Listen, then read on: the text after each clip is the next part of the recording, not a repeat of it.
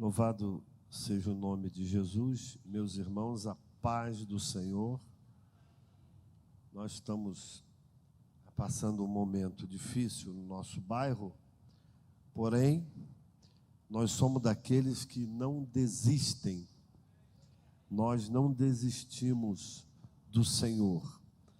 E segundo o Senhor Jesus disse na sua palavra, as portas do inferno não prevalecerão contra a igreja. Essa igreja está estabelecida aqui desde 1978, talvez um pouco mais. Ela se organizou juridicamente. Possivelmente ela já deva ter estado aqui 1 ou 2 anos antes, mas oficialmente 1978, são 40 e poucos anos, não sei se 46, 43, né? E ela está aqui, vidas foram restauradas, famílias salvas, pessoas curadas, alguns foram embora, foram para missões, foram para outros estados, outros bairros, enfim, tomaram outros rumos, outros ficaram, vieram novos. Igreja é assim. Mas devido a esse momento difícil que a gente está passando, a gente sabe que alguns irmãos têm faltado às reuniões, e a gente sente a ausência de alguns que talvez ainda atormentados pelo medo, não saíram de suas casas, não se esforçaram para estar aqui. Outros talvez debaixo de uma opressão espiritual, porque o medo também é uma opressão espiritual que o diabo usa para deixar as pessoas cativas, presas, e não servirem com liberdade a Deus. Pessoas talvez desanimadas espiritualmente, pessoas talvez vivendo um momento espiritual fraco, enfraquecido, mas nós estamos aqui para clamar por esse, para pedir que Deus renove aquele fraco, aquele que está com algum tipo de problema de saúde espiritual, enfim. A igreja, como diz uma canção antiga, segue caminhando. A igreja segue caminhando. A igreja não para. Nós passamos, um dia eu vou passar, outro virá, outros virão, a obra vai, a obra prosseguirá, dará andamento, porque Deus é o Senhor da obra, não somos nós homens o Senhor da obra. O Senhor da obra é Deus, e Deus é que garante, Deus é que sustenta, Deus é quem abençoa os fiéis, o seu povo que se dedica a Ele. Mas a gente sabe que a gente vive hoje no mundo de bombardeios espirituais. Quem aqui de vez em quando sente um bombardeio espiritual na sua vida? Seja sincero, é verdade. Alguns resistem, alguns não suportam, enfraquecem, alguns ficam como que sufocados, mas eu quero dizer uma coisa para você: mantenha o foco. Perdão, produção, mantenha o foco em Deus, mantenha o seu foco no Senhor.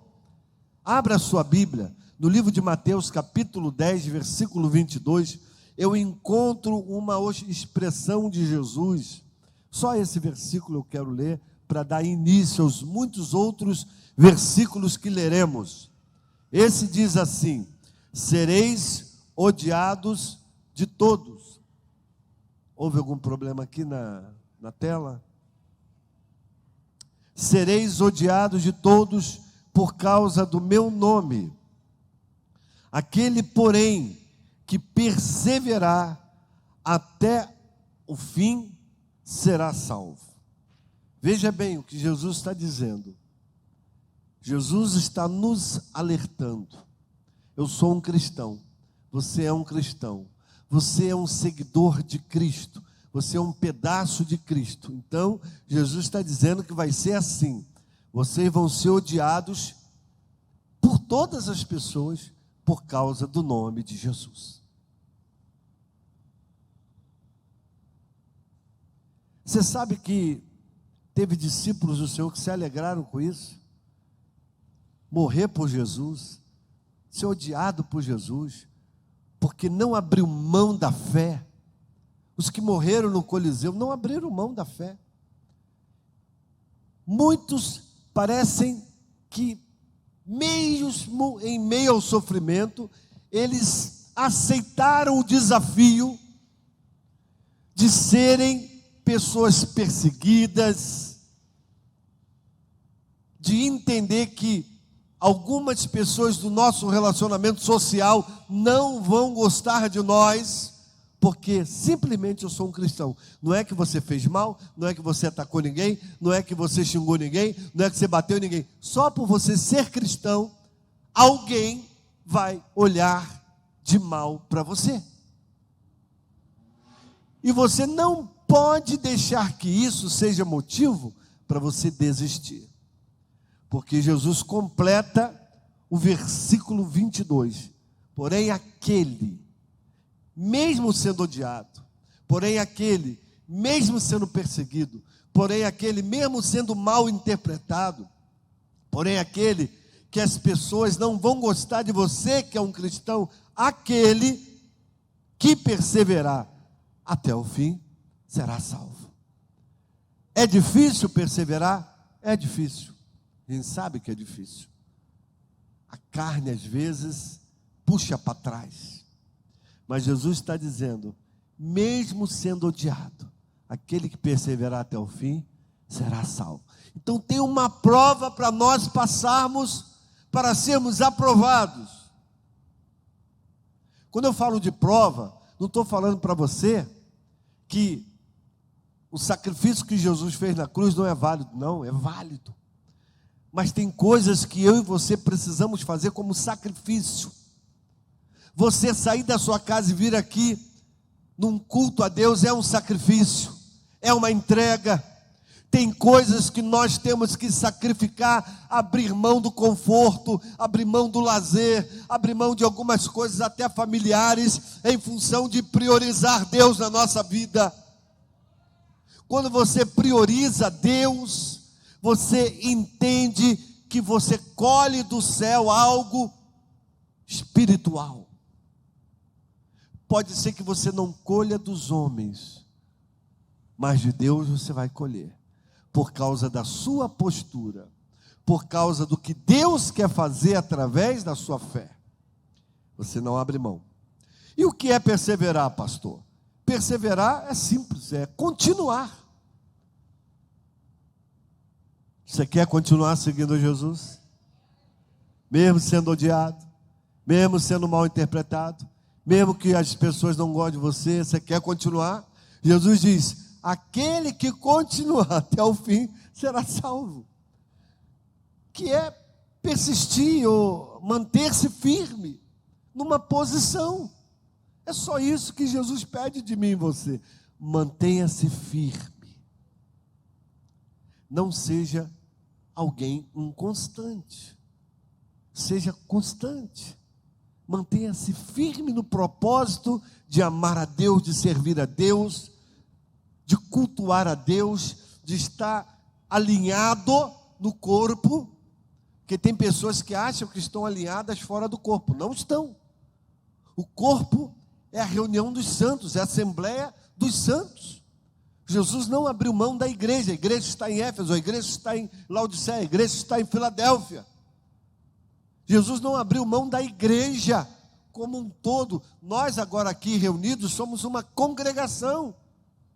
Somos chamados a igreja de Cristo.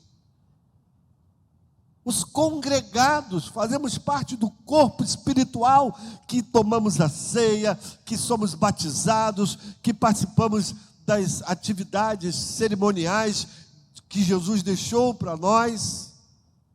Não abrimos mão disso. Mas quando eu não estou alinhado, é quando eu digo que sou de Deus, estou no mundo, ou sou de Deus e digo que estou em casa, sou de Deus, não. Eu sou de Deus por inteiro.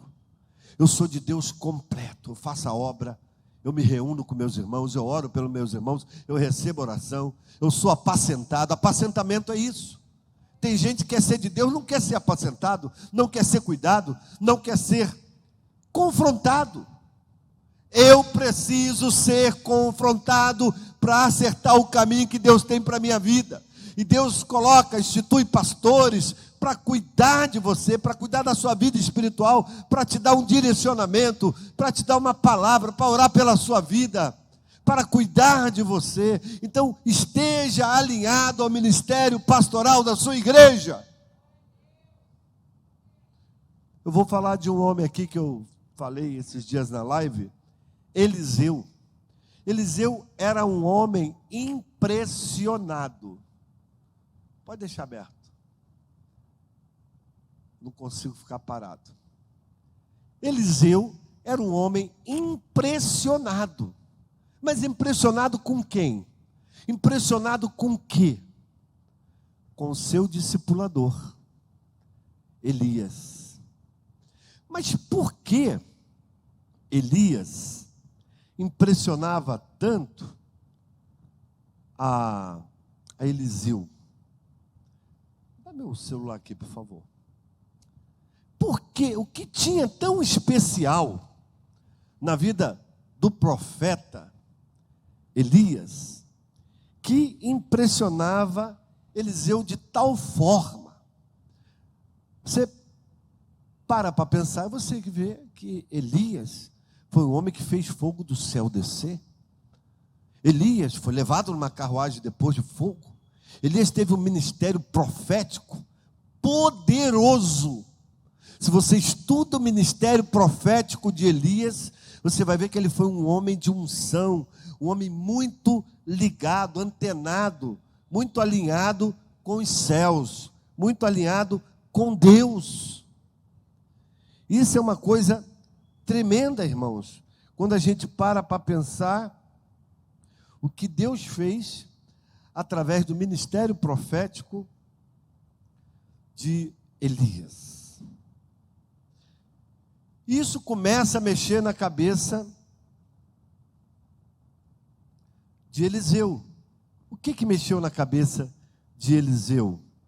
A forma com que Deus usava o seu líder Elias. Quando a gente vai fazer uma caracterização, eu tenho aqui cerca de atividades espirituais impressionantes no ministério de Elias. Você lembra que com a capa ele abriu o Jordão, Elias? Uma coisa de poder. Profetizou uma grande cerca, aumentou o azeite da farinha daquela viúva, você deve lembrar disso. Elias foi o homem que deu a vida ao filho da viúva, ou seja, ressuscitou praticamente aquela criança, destruiu o altar de Baal, decretou o fim da seca, ungiu Eliseu profeta em seu lugar, desarmou os círios diante de Israel, fez tantas coisas. E quando eu olho a diferença de um ministério e de outro, eu começo a perceber que houve algumas diferenciações. Por quê? Eliseu, quando recebe unção e ele toma o lugar de Elias, ele teve muitas atividades espirituais que, de certa forma, podemos dizer que superou a Elias. Mas ele pediu isso, ele tinha foco nisso. O foco dele era o quê? Receber porção dobrada do espírito de Elias. Ele recebeu? Sim, ele recebeu. Então você vai ver que os atos de Eliseu foi que também Eliseu abriu o Jordão, sarou das águas de Jericó, providenciou água para 3 reis, curou Naamã. Lembra da lepra de Naamã? Eliseu foi usado para isso. Tantas coisas, cegou os círios. E Deus fez coisas poderosas no ministério profético de Eliseu. E eu quero que você pare para pensar. Por que isso aconteceu? Por que Elias impressionava Eliseu?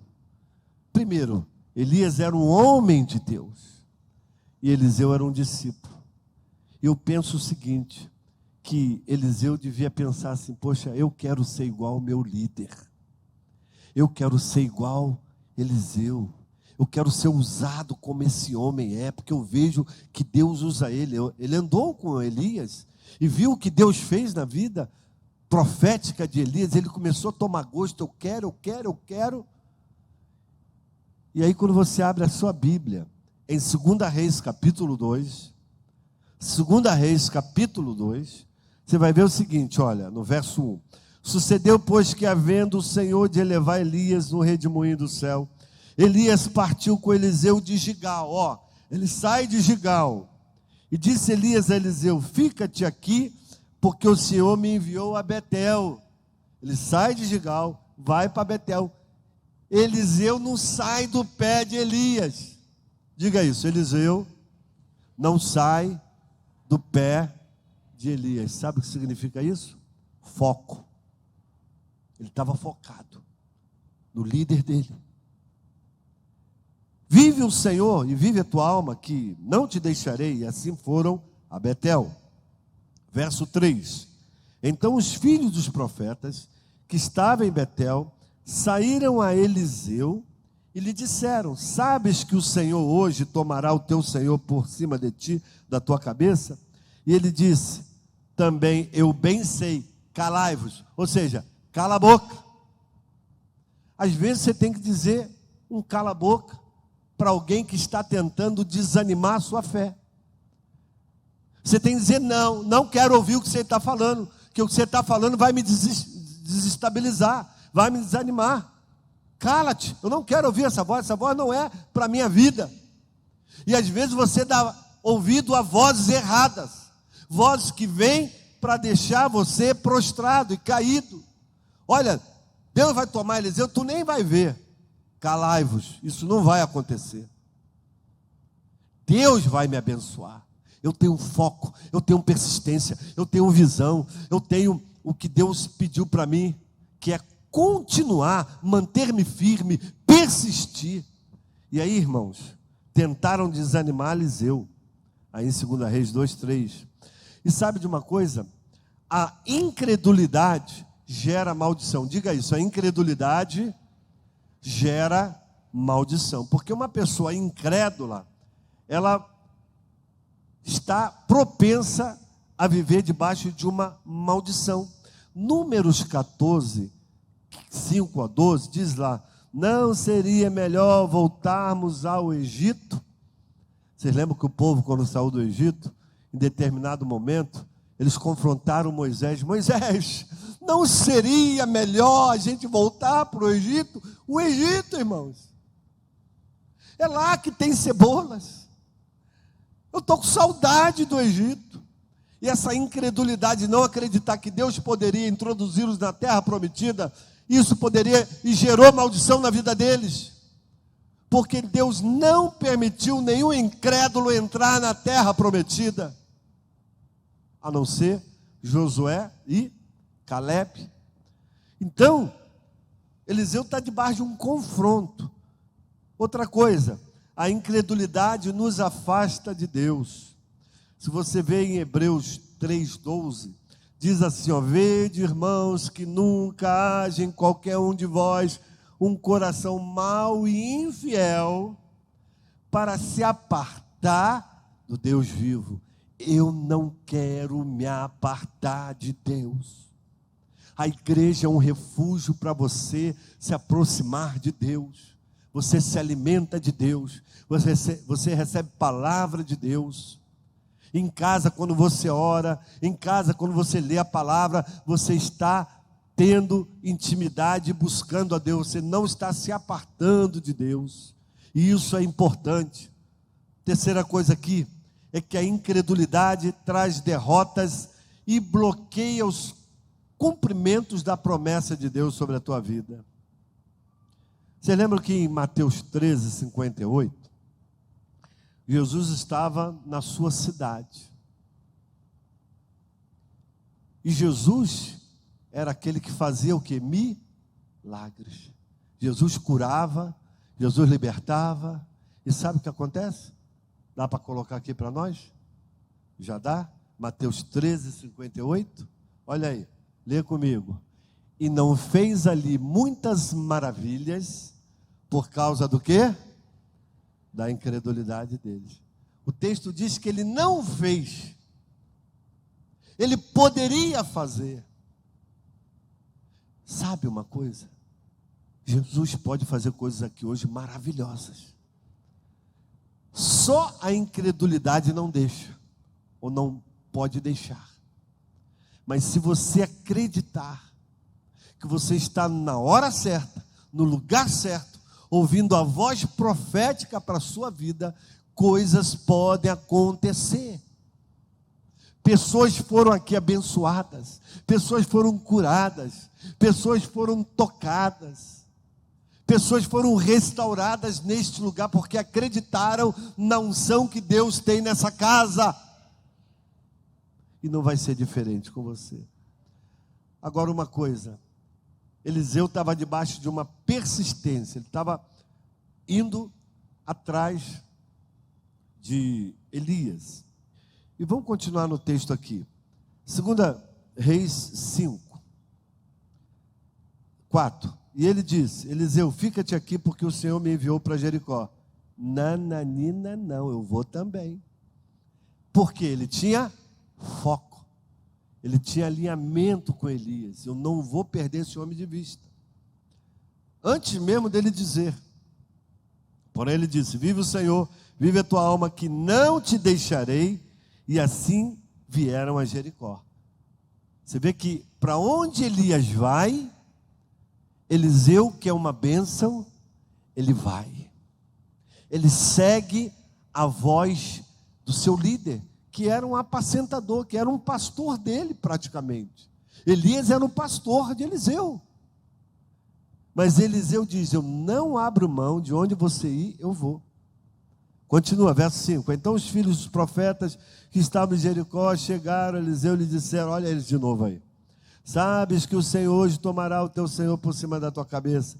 E ele disse: também eu sei, calai-vos, não quero saber, não quero ouvir voz contrária, não vou nesse percurso, em nenhum momento, esquecer que eu tenho foco em Deus. Porque não vai aparecer só um momento na sua vida espiritual para você desanimar e desistir, não. Vai aparecer diversos momentos. Quando você pensa que saiu de uma crise, aparece outra. Não é, pastora Márcia? Você sai de uma luta, aí daqui a pouco você passa um período tranquilo, daqui a pouco aparece outra. Mas nós somos aqueles que não desistem. Não é isso, missionária Suzete? Nós não desistimos. Vem uma luta, a gente vence, vem outra, a gente vence, vem outra, a gente vence. A gente não se entrega. Não se entrega, meu irmão. Creia na palavra. Continuando aqui. Olha só. No verso 7, já lemos, então o verso 8. Então Elias tomou a sua capa, dobrou, feriu as águas, quais se dividem para duas bandas, e passaram ambos a seco. Ou seja, o Jordão se abriu. E Eliseu passou junto com Elias. Primeira vez que Eliseu passa pelo Jordão. O Jordão fala de dificuldade. E nós vamos ver depois de Eliseu fazer esse caminho de volta. Agora ele com a capa do Elias. Elias é que toca na água e a água se abre e eles passam. Na volta Elias já foi para a glória celestial. E Eliseu usa a capa de Elias para tocar na água e passar no Jordão de novo. Quantas vezes Eliseu passou no Jordão? Quantas vezes? 2 vezes. Uma indo com Elias e uma voltando. Vamos ver isso já já. Continua aí no verso de número 9.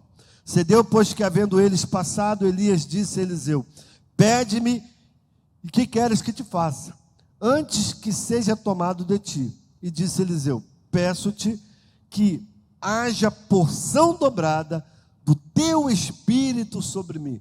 Ele pediu muita coisa, não pediu? Sim ou não? Ele foi ousado, foi ou não foi?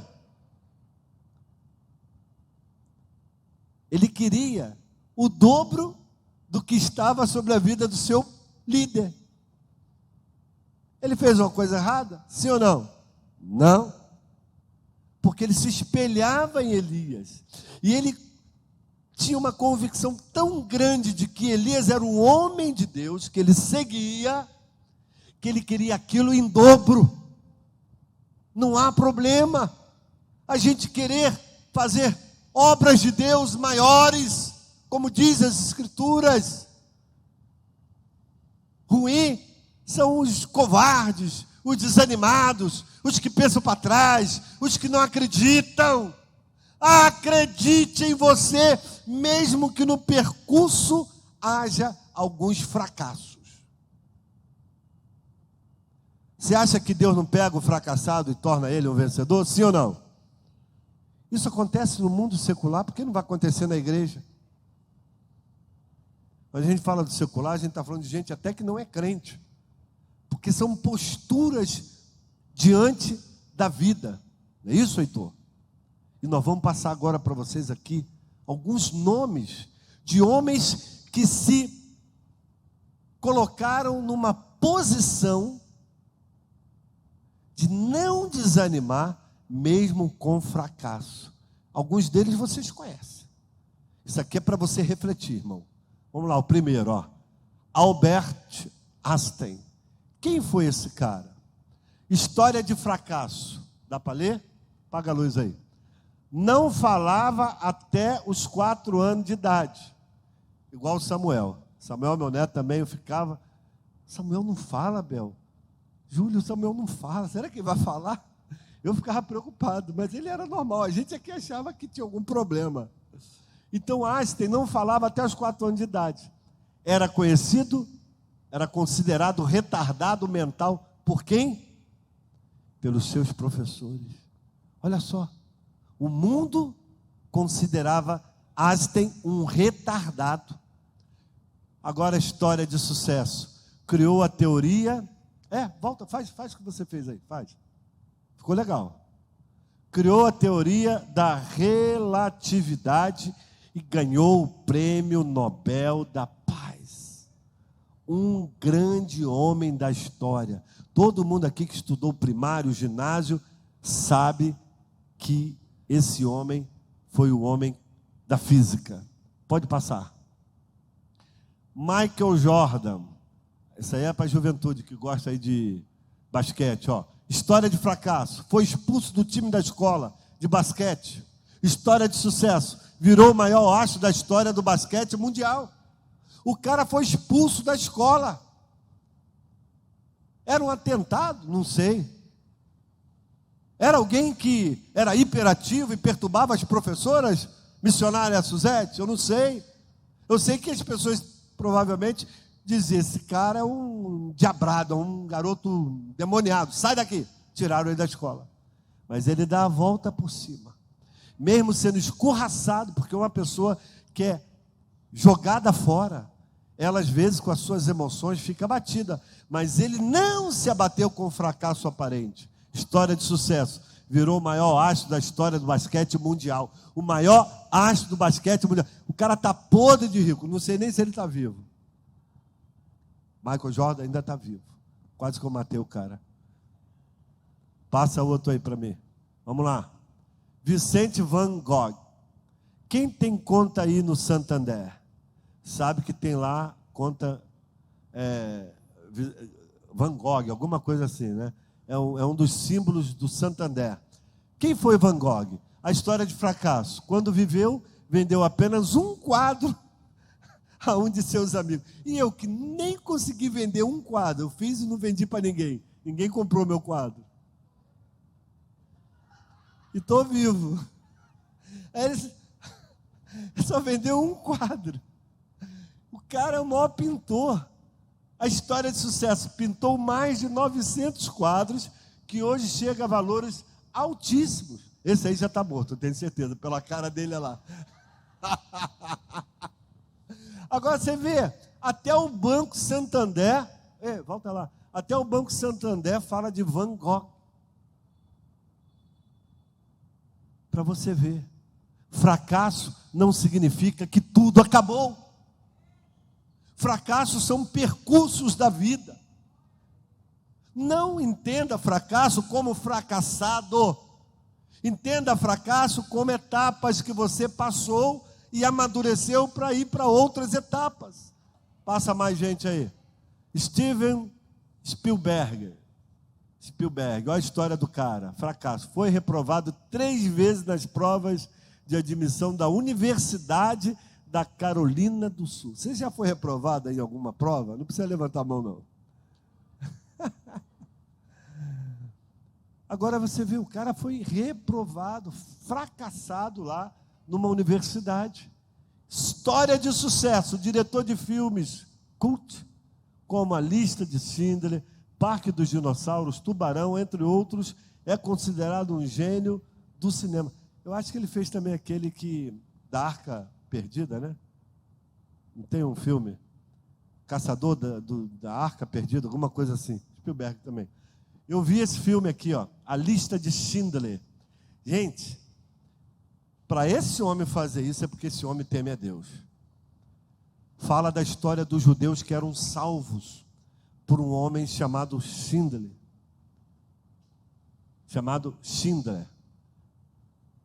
É uma história linda sobre a libertação de alguns judeus dos campos de concentração.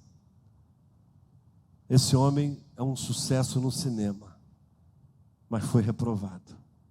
Se você foi reprovado, se mira aqui no exemplo desse cara. Vai. Thomas Edison, história de fracasso, errou nas 1000 primeiras tentativas de inventar a lâmpada. Quantas vezes ele errou, pastor Abel? Quantas vezes? 1000!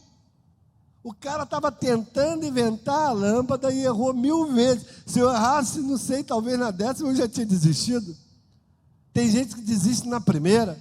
O cara tentou 1000 vezes, a história conta isso.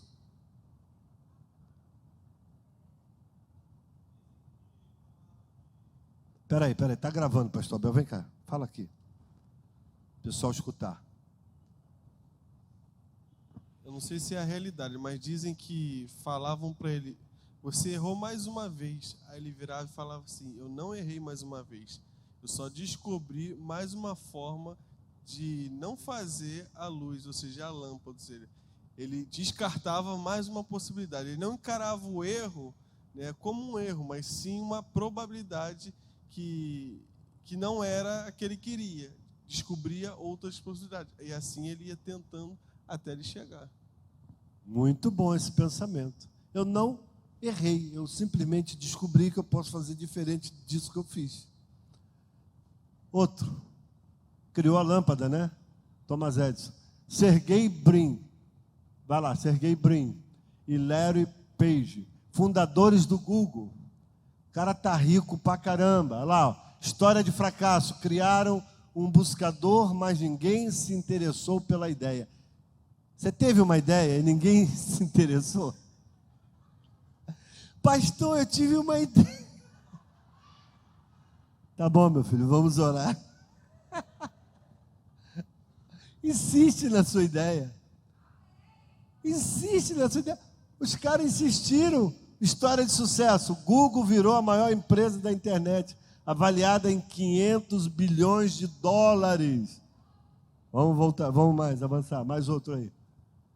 Brian Acton, fundador do WhatsApp. Opa, quem tem o WhatsApp aí? História de fracasso. Não foi contratado nem pelo Facebook e nem pelo Twitter. Não foi contratado. Bateu lá na porta, pediu emprego e ninguém deu. Ele desistiu. O que ele fez? Criou o aplicativo WhatsApp, vendido ao Facebook por 19 bilhões de dólares. Glória a Deus. Vamos lá. Passa lá. Steve Jobs, fundador da Apple. Apple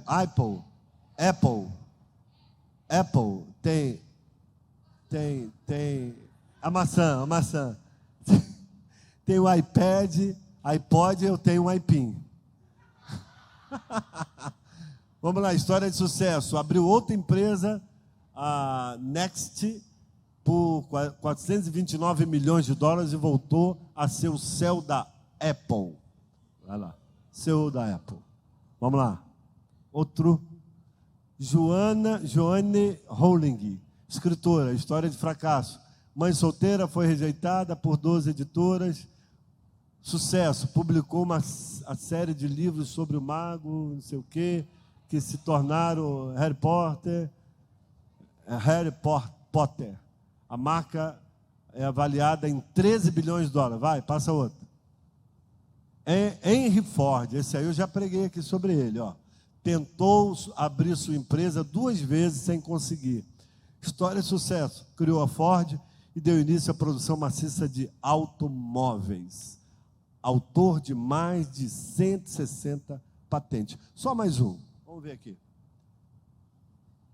Stephen King, escritor, história de fracasso. Seu primeiro livro, Carrie, foi rejeitado por quantas editoras?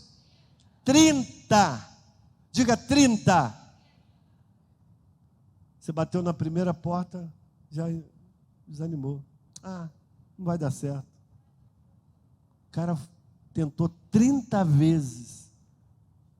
História de sucesso. Recebeu 30 prêmios literários, 90 filmes são baseados em seus livros. Pode parar por aí. Tinha mais, mas a hora está avançando. Ah, o Walt Disney, ó. História de fracasso do Walt Disney. Foi despedido de um jornal por falta de criatividade. Sua primeira empresa foi à falência. Falta de criatividade. O Walt Disney. Vai lá em Walt Disney, você vai ver falta de criatividade. O primeiro que ele criou foi o Mickey Mouse, né? História de sucesso. Inventou o Mickey Mouse, criou o Walt Disney Company, ganhou 32 Oscars. Tá bom assim? Chega, né, irmã? Chega.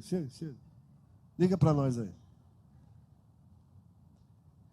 Nós falamos de pessoas do meio, praticamente do meio secular, a maior parte delas. Possivelmente um deles ali temiam a Deus. Mas falamos de posturas na vida.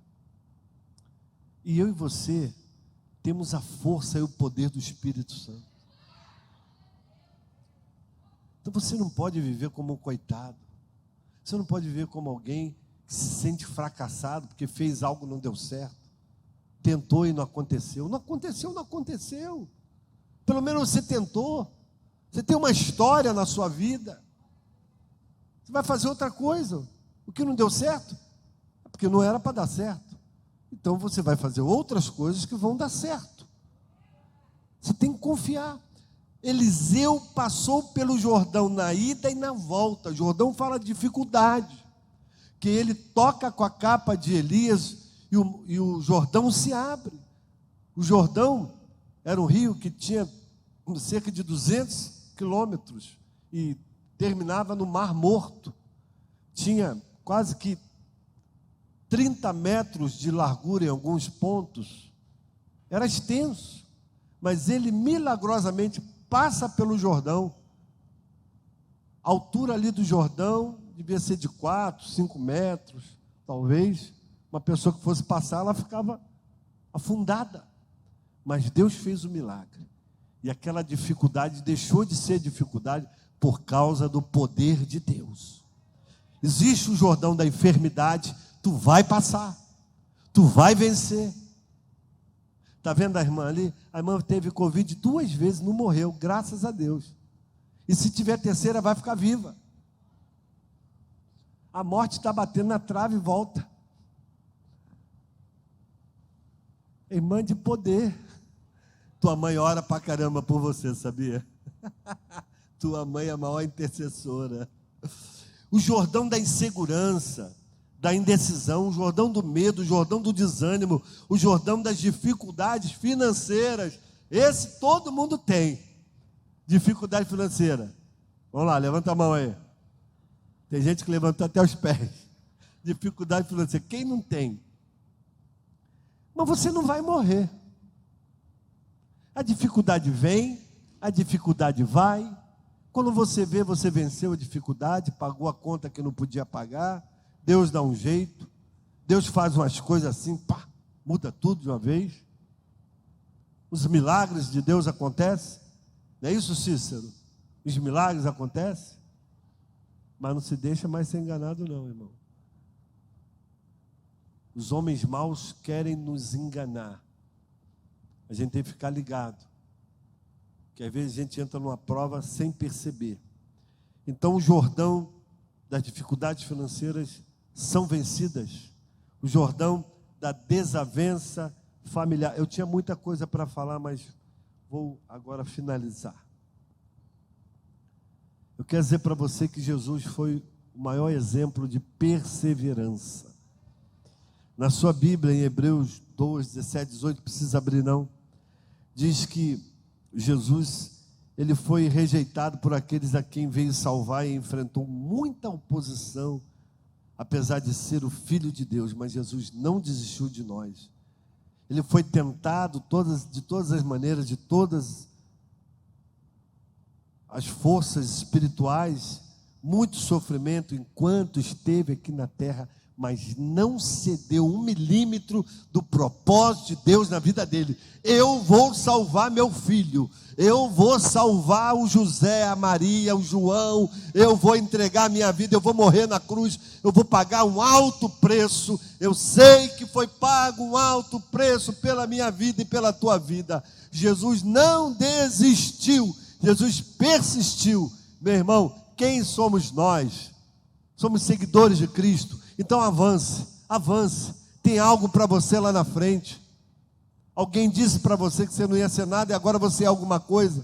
Alguém disse que você não ia nascer, você nasceu. Você está vivo. Você é um projeto de Deus. Eu sou um projeto de Deus. Eu acredito que eu nasci para glorificar o nome de Deus aqui na terra. E Deus usar a minha vida para abençoar muitos homens, muitos lares, muitas famílias. Eu tenho essa responsabilidade. E eu tenho a consciência de que Deus me usa desde que eu entreguei a minha vida a Ele. Então você tem uma missão, não desista dela.